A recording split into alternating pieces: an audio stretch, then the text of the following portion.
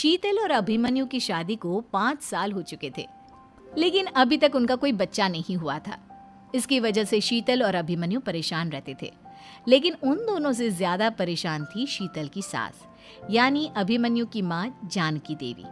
जानकी देवी चाहती थी कि जल्दी से जल्दी उनकी गोद में पोता या पोती आ जाए, और इसीलिए वो अपनी बहू शीतल को लेकर एक दिन हॉस्पिटल पहुंची। डॉक्टर मैडम, जरा ठीक से चेक करके बताइए ना।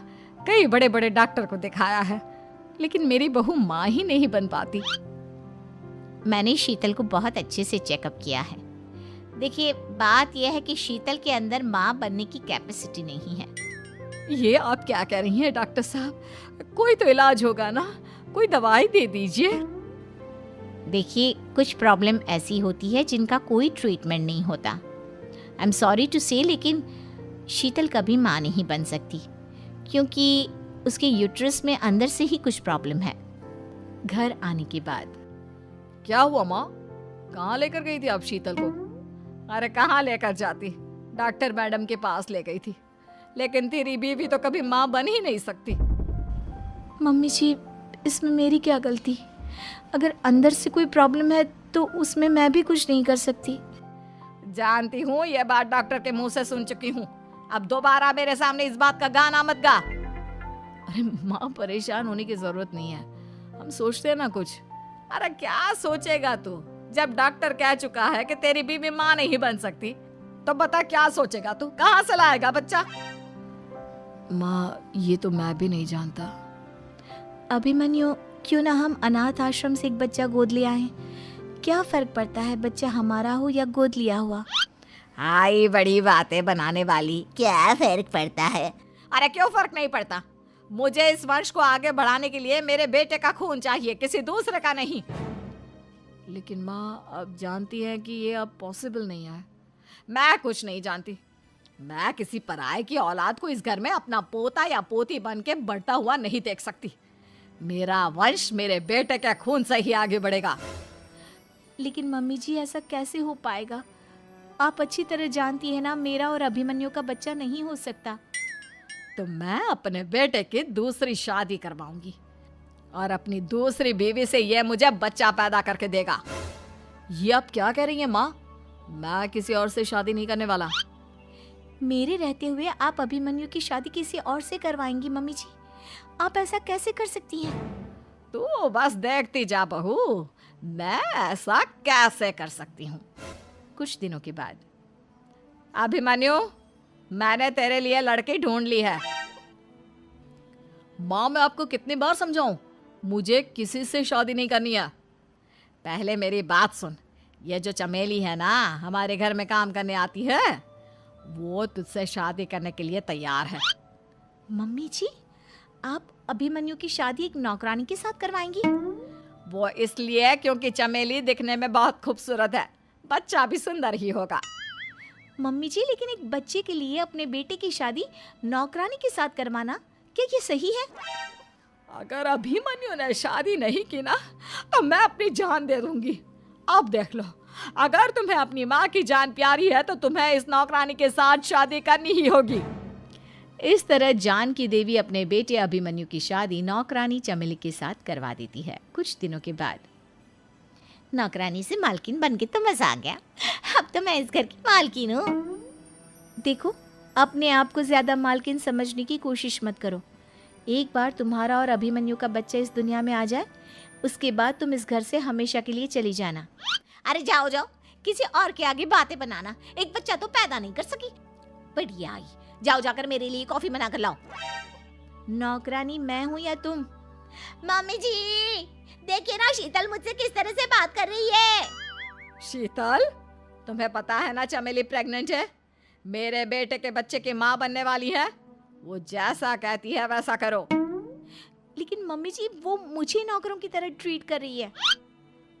अरे तो करेगी ना, वैसे भी बहू तुम हो किस काम की? एक बच्चा तो पैदा नहीं कर सकती। जाओ अब घर के सारे काम करो और चमेली को आराम करने दो। थैंक यू मम्मी जी, भगवान आपका भला करे। आप नहीं होती तो मैं नौकरानी से महारानी कैसे बनती? देखो, तुम्हें जो चाहिए सब मिलेगा। खूब खाओ पियो, मजे की जिंदगी जियो। लेकिन बस मुझे एक बच्चा पैदा करके दे दो।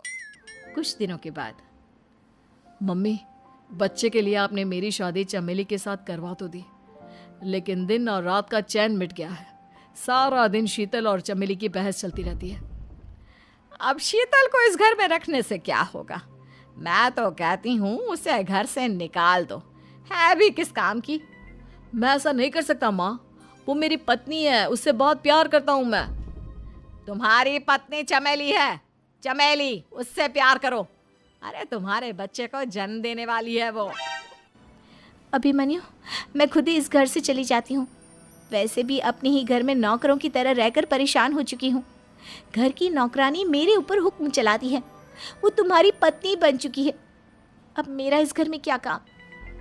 अभिमन्यु के बार बार रोकने पर भी शीतल उस घर से चली जाती है। कुछ दिनों के बाद चमेली एक बच्चे को जन्म देती है। भगवान ने मेरी सुन ली, मेरे बेटे का घर भर गया, उसका अपना बच्चा इस दुनिया में आ गया। मम्मी जी, बच्चे को हाथ लगाने से पहले मेरी एक शर्त तो सुन लो। तुम कहना क्या चाहती हो चमेली? आपकी मम्मी को बहुत शौक था ना अपने पोते को खिलाने का। अब देखो, इस दुनिया में हर चीज की कोई ना कोई कीमत तो होती है। तुम अपनी आधी प्रॉपर्टी मेरे नाम कर दो, बच्चा तुम्हारे नाम। अरे लेकिन मैंने अपने बेटे से तुम्हारी शादी करवाई है, अब ये सौदेबाजी कहाँ से आ गई? जो औरत अपनी बहू को घर से निकाल कर एक नौकरानी के साथ अपने बेटे की शादी करवा दे, वो तो सौदेबाजी कर ही सकती है ना। उसका कैसे भरोसा कर सकते हैं? मुझे बस आप लोगों की प्रॉपर्टी चाहिए, उसके बाद ही बच्चे को आप हाथ लगा सकते हैं। मैंने कहा था ना मम्मी, आप गलत कर रही हैं। देखिए, उसका नतीजा आपके सामने है। जब शीतल को पता चलता है कि अभिमन्यु और चमेली का बच्चा दुनिया में आ गया है, तो वो अपने घर पहुंचती है। अभिमन्यु, कहाँ है आपका बच्चा? क्या मैं उसे देख सकती हूँ? कुछ भी मत पूछो शीतल, माँ की हुई एक गलती हम लोगों पर भारी पड़ रही है। वो नौकरानी अपनी औकात पर आ गई है और अब हमसे अपनी आधी प्रॉपर्टी मांग रही है, वो भी बच्चे के बदले में। एक बात कहूँ अभिमन्यु, आप उससे कुछ भी देने से मना कर दो। अरे कैसी बात कर रही हो? मेरे बेटे की औलाद है उसके पास, ऐसे कैसे मना कर दे? मम्मी जी, वो अभिमन्यु का बच्चा नहीं है, वो चमेली और उसके बॉयफ्रेंड का बच्चा है। ये तुम क्या कह रही हो शीतल? ये देखिए वीडियो, चमेली और उसका बॉयफ्रेंड आपस में बातें कर रहे हैं कि उन दोनों ने मिलकर आपको बेवकूफ़ बनाया है और अब इस बच्चे के बदले आपसे प्रॉपर्टी भी हड़प लेंगे। हे भगवान, ये मुझसे क्या हो गया? ना तो बच्चा मिला और अपने बेटे की नौकरानी के साथ शादी करवा दी सो अलग। अब क्या होगा? मुझे माफ़ कर दो शीतल, मेरी वजह से तुम्हें बहुत तकलीफ हुई है। अभिमन्यु, मैंने कहा ना, उस नौकरानी को उसके बच्चे सहित इस घर से बाहर निकाल दो। लगता है मेरे अभिमन्यु का बाप बनने का सपना अधूरा ही रह जाएगा। अभिमन्यु, अपनी मम्मी से कहो कि परेशान ना हो।